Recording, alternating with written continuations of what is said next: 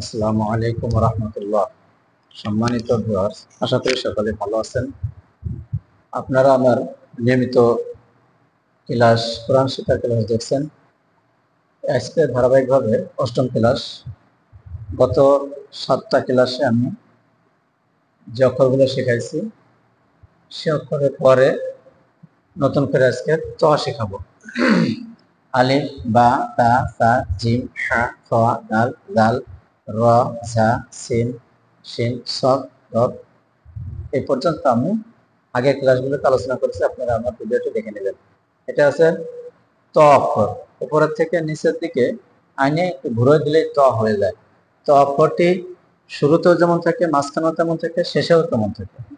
তো সব এই পুরোটাই একই রকম দেখা যায়, মাঝখানে, শেষে, শুরুতে একই রকমের দেখা যায়, এর কোনো পরিবর্তন হয় না। বন্ধুরা, যারা আমার চ্যানেলটি সাবস্ক্রাইব করেন নাই, তারা অনুগ্রহ করে চ্যানেলটি সাবস্ক্রাইব করে আমার সঙ্গে থাকুন, বেল আইকনটি বাজিয়ে রাখুন, যাতে আমার ভিডিওটি আপলোড দেওয়ার সঙ্গে আপনারা পেয়ে যান, নতুন নতুন ভিডিও নিয়মিত পাবেন। এবার আসেন আমরা হারকাত দিয়ে একটু শিখি। ত জবর ত, ত জের তি, ত পেশ ত, ত জবর ত, ত জের তি, ত পেশ ত, ত তি তো। এটাকে ঘুরে ফিরে উল্টা পাল্টা কথা বলবেন। ত পেশ তু, ত জের তি, ত জবর ত, আবার ত জের তি, ত জবর ত, ত পেশ তু। সবভাবে আপনি ঘুরে ঘুরাইয়ে এটা বলতে পারবেন। ত তি তু, তু তি ত, ত তি তু, তু তি ত, এরকম বলবেন। ত তি তু, তু তি ত, আবার ত তু তি, ত তু তি, ত তু তি, সবভাবে ঘুরে ঘুরে করবেন।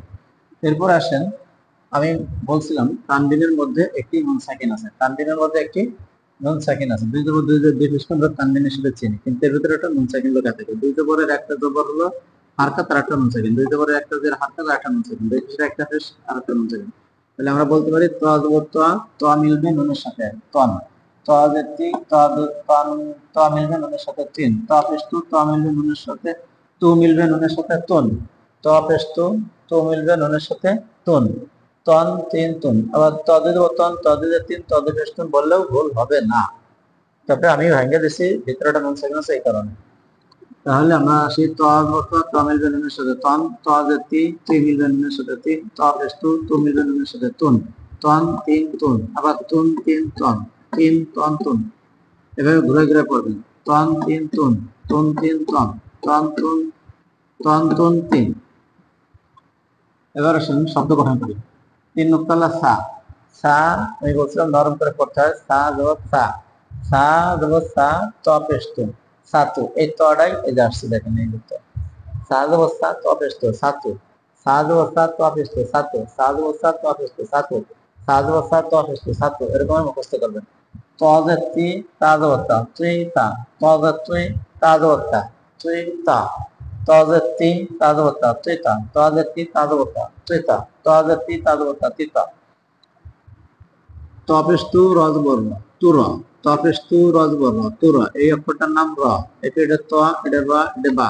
তপেস্তু রজবর্ণ তুর বাজবর্ণ তুরাবা, তপেস্তু রজবর্ণ তুর বাজবর্ণ তুরাবা, তপেস্তু রজবর্ণ তুর বাজবর্ণ তুরাবা, তুরাবা তুরাবা। এবার শুন, তা তজবর তৎ, তা তজবর তৎ, তা তরে ধরছে, কারণ তর উপরে কি আছে, জজম আছে, জজম। তা যাইয়া তরে ধরবে, জজমের কারণে দুইটা অক্ষর মিলে যাবে।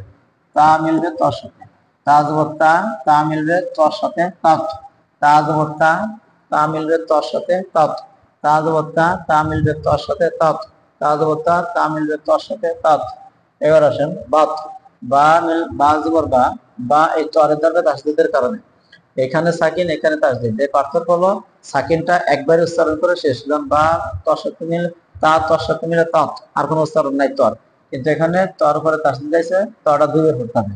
একবার বার সাথে মিলিয়ে আবার তার নিজের একটা হারকাত আছে, এটার সাথে করতে হবে। তাহলে বা জবর বা, বা মিলবে তর সাথে বাত, অথবা বা তো জবর বাত, যাই বলেন।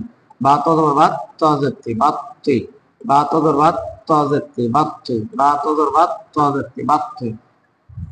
বুঝতে পারছেন? বা জবর বা, বা মিলবে তর সাথে বাত, ত জেরতি বাত তুই। তাহলে আসুন, ত তি তু, তন তিন তুন, সাতু, তুই তা, তুরাবা, তাত, বাত তুই। এই ছিল আমাদের আজকের আয়োজন।